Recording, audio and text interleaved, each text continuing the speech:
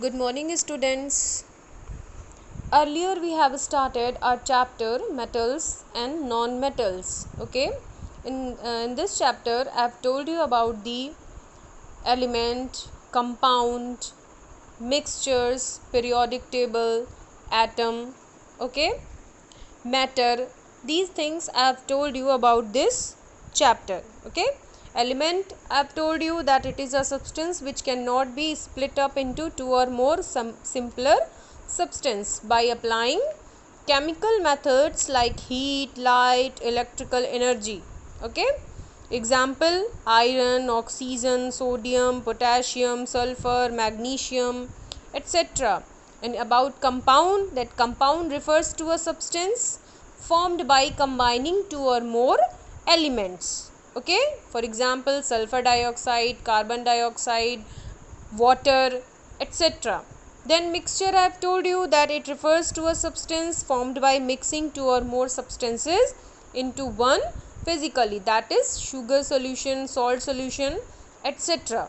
Okay, then I have told you about the atom, that atom is the smallest unit of an element. In the nucleus of an atom, the atom has three subparticles, that is electron, proton and neutron. Electron having negative charge, proton having positive charge and neutron no charge. Okay, in the nucleus of an atom, proton and neutron is present.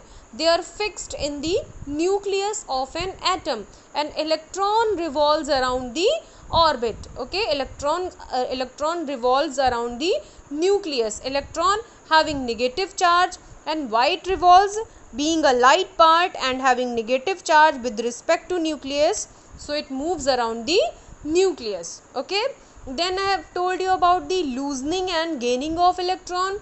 Losing of electron, when an atom loses electrons, then it becomes positively charged, and when an atom gains electron, then it becomes negatively charged. Okay, then about periodic table, I have told you that elements can be classified into metals, non-metals and metalloids depending upon their physical and chemical properties. Okay,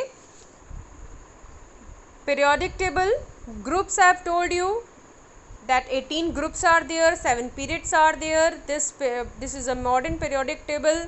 Okay, Dmitri Mendeleev has given this periodic table. Okay, now see this: metals, metalloids and non-metals. Green color represents what? Non-metals. And metalloids, they are zigzag. Okay, they are zigzag. This zigzag line represents the arrangement of metalloids. Okay, then metals, all this blue color represents what? Metals. I have told you that elements are arranged in periodic table on the basis of their atomic number. Atomic number means the number of protons present in the nucleus of an atom. Okay, then after that, this about metals.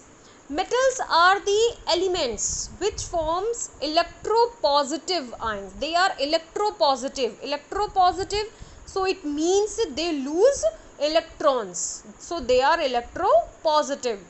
Non-metals, they are electronegative because they gains electron. Okay, they gains electrons, so they are electronegative elements. And what about metalloids? Metalloids are the elements, they are having the properties of metal and non-metals both. Okay, जो metalloids होते हैं, they have properties of metals and non-metals both.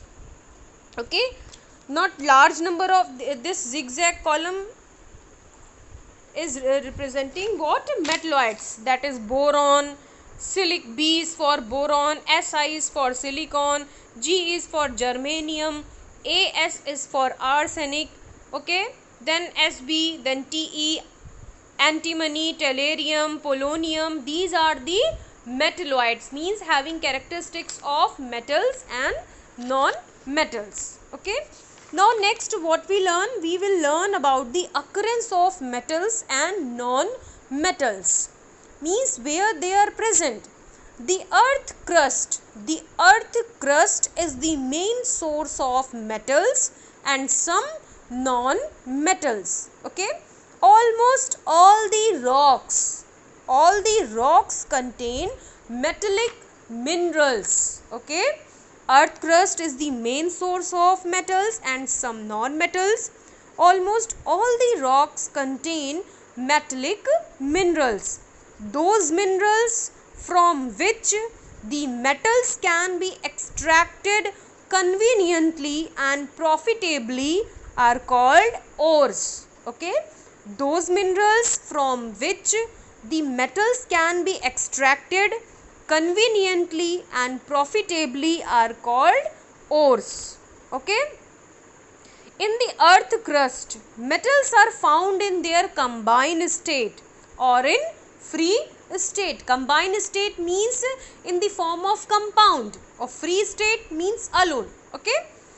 The occurrence of metals depends on the nature of the metals and their reactivities. Okay, means their occurrence depends on their nature and their reactivities. Okay. Now we will learn about the physical properties of metals. Physical properties of metals. Now first property, that is physical state. Physical state. Okay. Metals are solid at room temperature. They are solid at room temperature. Mercury, gallium are known to occur in liquid state at room temperature. Okay, mercury, gallium, they are present in liquid state. No metal exists in gaseous state, means metals are present in solid state. Mercury, gallium, they are present in liquid state at room temperature. No metal exists in gaseous state. Okay, this is about the physical state. This property is what? Physical state, means कि in which state metals are present. They are present in solid form. Mercury, gallium, they are present in liquid state. Okay. Then next property is what? That is malleable. M-A-L-L-E-A-B-L-E. Malleable. Metals are malleable. Okay. Now what does this mean? That what is malleable? What is this word means? The property. Okay.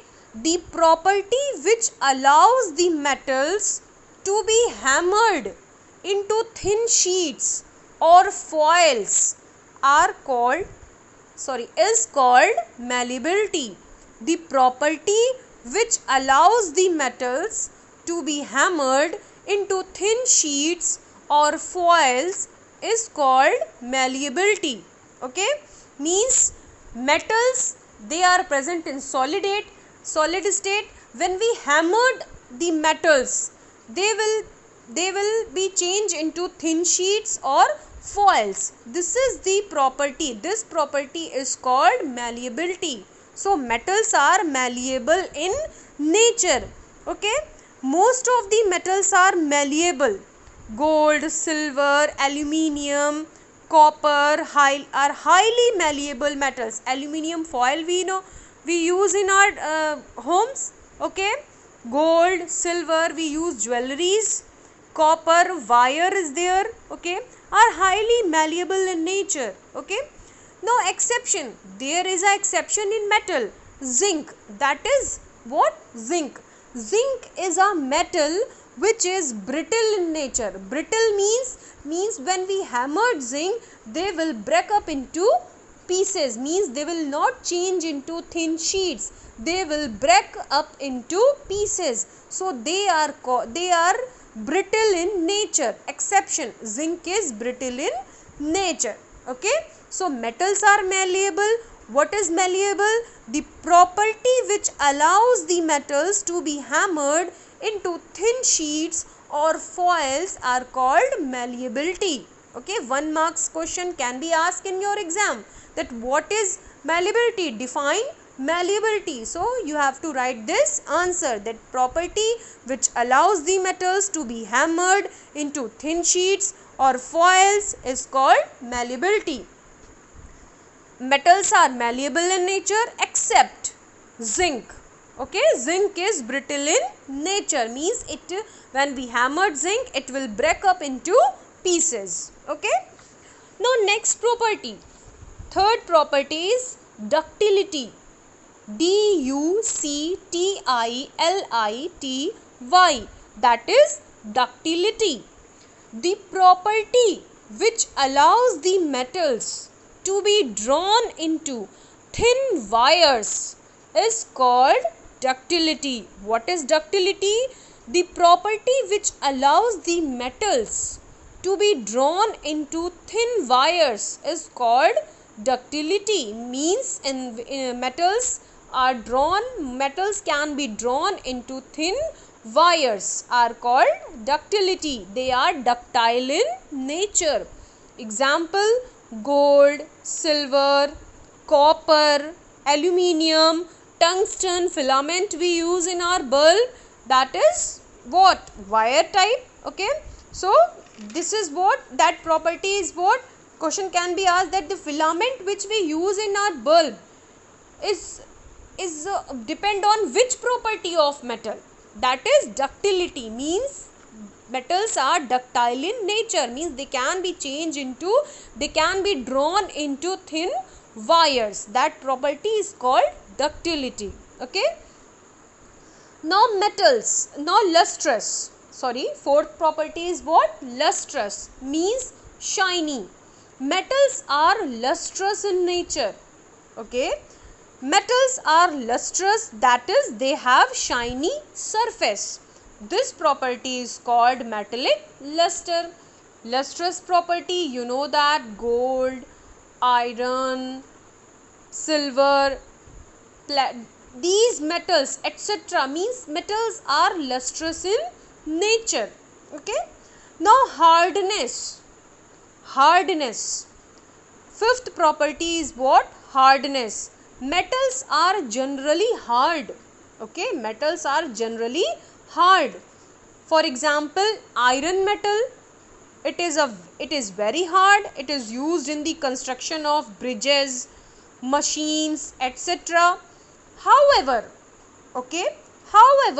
sodium and potassium, they are very soft. Means they are very soft, that they can be easily cut with the help of knife. Metals are hard, but there is an exception.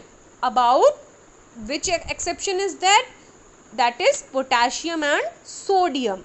They are soft, they are very soft, that they can be easily cut with the help of knife. So 1 marks question can be asked, that name the metals which are very soft, that can be easily cut with the help of knife. So what you will write? You will write sodium and potassium.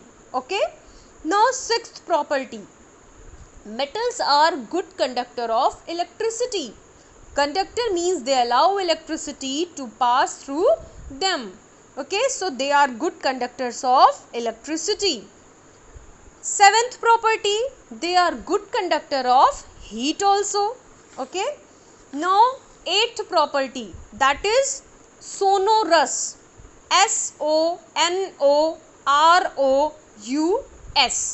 Sonorous. Sonorous means the property of producing a ringing sound by a metal when it strikes with hard material is called sonority. SONORITY. Okay, means the property of producing a ringing sound by a metal. Property of producing a ringing sound by a metal when it strikes with hard material. Means when any hard material strikes with metal, they produce what? Ringing sound. That is called sonority. Means metals are sonorous in nature. For example, metals are used for making bells, bells is in our school, okay, that ringing bell, that is what? That is made up of metal, okay. Temples, bells present in temples, they are made up of metals, okay. Musical instruments, there are many examples, okay, in which they prove that metals are sonorous in nature, means when they are strikes, when metals are strikes with any hard material, they produce ringing sound. So there are 8 properties of metals. First is, there are many other properties, but till now we have to learn all these properties, okay. Metals have high melting and boiling point also. You can learn this also, that they have high melting and high boiling point. For this characteristic, tungsten filament is used in bulb because it has very high melting point, okay. So first I have told you about physical state, that metals are present in solid state.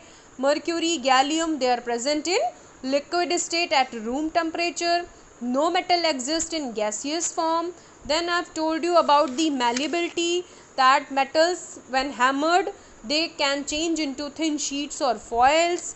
But there is an exception about zinc, it is brittle in nature, means it, when we hammered zinc, then it will break up into pieces. Then about ductility, that metals are ductile in nature, means they can be drawn into wires. Then fourth, that they are lustrous in nature. Fifth one, hardness, metals are hard except sodium and potassium, they are very soft, that they can be cut with the help of knife. Then sixth, they are good conductor of electricity. Seventh, they are good conductor of heat. Eighth, metals are sonorous in nature, that when metals are struck with any hard material, they produce ringing sound, so they are sonorous in nature. Metals have high melting and boiling point. This is about the physical properties of metal. Then after that, tomorrow we will learn about the physical properties of non-metal, okay. This is all about.